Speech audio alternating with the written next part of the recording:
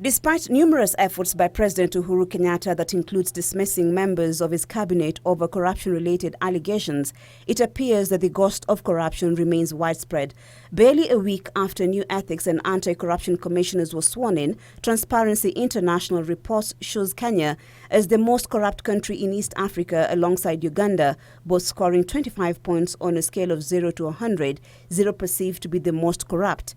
TIK Kenya Executive Director Samuel Kimeo says the obtaining situation will persist until there are high-profile convictions.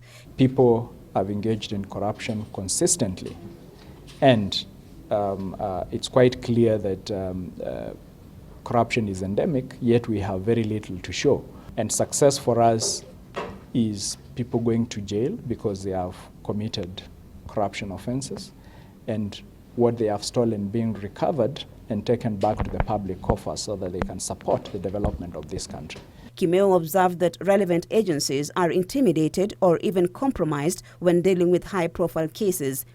The hounding out of office of the commissioners, and even though we will never know fully what happened in that case, it's quite clear that there were very strong, powerful forces that wanted the commissioners out, and yet the allegations that were leveled against the commissioners seems to have been geared towards achieving their exit from the commission. And if those who are making these allegations were keen on accountability, we would be seeing those commissioners being investigated today and being held to account. So it's very easy. There is a very thin line between political interference, blackmail, and intimidation.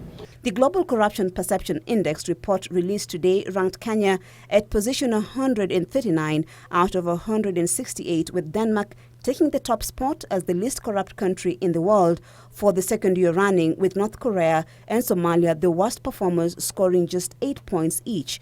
Overall, two-thirds of the 168 countries on the 2015 index scored below 50 points.